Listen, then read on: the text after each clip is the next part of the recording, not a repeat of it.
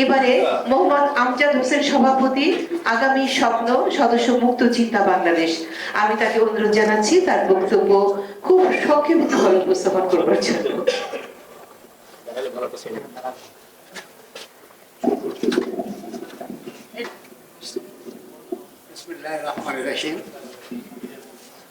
সম্মানিত সভাপতি, আমন্ত্রিত মেহমান এবং উপস্থিত সবাইকে আসসালামু আলাইকুম।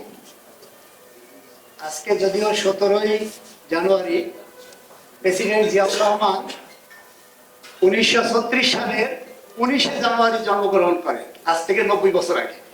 সেই হিসাবে আমরা ব্যানারে দেখতে পাচ্ছি যে 90তম জন্মবার্ষিকী পালন করতে যাচ্ছি শহীদ জিয়াউর রহমান। আসলে আমরা আজকে যেটা দেখতে পাচ্ছি, আজকের যে বাংলাদেশ, এই বাংলাদেশে আমরা অনেকে জানি, ওই আলোচনায় যাচ্ছি না, যে শেখ মুজিবের শাসন 73, 74, 75 এই সময়গুলির আলোচনায় যাচ্ছি না, কিন্তু এটাকে সামনে না রাখলে কিন্তু জিয়াউর রহমানের উত্থানটা কিন্তু সার্থক হবে না, যথাযথ হবে না। এরপর সবচেয়ে বড় ষড়যন্ত্র ওই সময় কিন্তু ছিল সোভিয়েত ইউনিয়ন, বলতে বামপন্থী।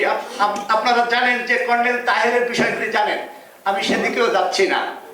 সেই জায়গা থেকে আমার দেশ, এই বাংলাদেশকে বের করে নিয়ে আসার জন্য জিয়াউর রহমানের জুড়ি নাই, যার জন্য হয়েছে কি, বাংলাদেশি জাতীয়তাবাদ এবং ইসলামের একটা অপূর্ব সমন্বয় শহীদ জিয়াউর রহমান করে মুসলিম ওয়ার্ল্ডের সাথে একটা ভালো সম্পর্ক তৈরি করে বাংলাদেশকে একটা অনন্য উচ্চতায় নিয়ে যাওয়ার জন্য মহাপরিকল্পনা গ্রহণ করে।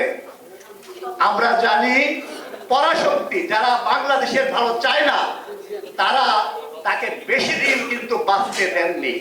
মাত্র 4 বছর তার শাসন আমলের অবসান ঘটানো হয় নৃশংসভাবে, নৃশংস হত্যাকাণ্ডের মাধ্যমে। যাই হোক, আমি 2টা বিষয়ে কথা বলে কথা শেষ করব। একটা হচ্ছে বয়স্ক শিক্ষা। আমার মনে পড়ে ছোটবেলায় সকল শিক্ষা প্রতিষ্ঠানে বিকালে সন্ধ্যাবেলা বয়স্ক ব্যক্তিদের শিক্ষা দেওয়া হতো, তাদের জন্য আলাদা কারিকুলাম তৈরি করে। সাক্ষরতার হার কিন্তু ওই সময় আমার এক্সাক্ট ফিগারটা মনে নেই, কিন্তু অল্প কয়েকদিনের ব্যবধানে কিন্তু ডাবল করা সম্ভব হয়েছিল। সে কাজটা কিন্তু পরবর্তীতে আমরা কোন সরকারের আমলে দেখি নাই।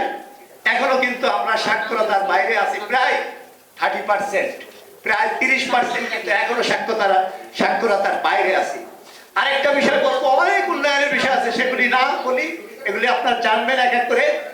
সেটা হচ্ছে যে আমাদের যে মহাসড়কগুলি আছে, এই মহাসড়কের পাশে গাছ লাগানোর জন্য কিন্তু ওনার একটা বক্তৃতা আমি খুব মনোযোগ সহকারে শুনেছি। এটা যদি করা যায়, এই জমি, যে জমিটা মহাসড়ক ভাগ করে করে যদি দেওয়া হয়, 2টা কাজ, তোমরা গাছ লাগাও এবং সিকিউরিটি দাও, নিরাপত্তা দাও, মানে দিন রাত 24 ঘন্টা নিরাপত্তা দাও এবং গাছ লাগাও। শুধু এই একটা জিনিস কিন্তু আমাদের দেশকে কিন্তু পাল্টে দিতে পারে। সবাইকে ধন্যবাদ।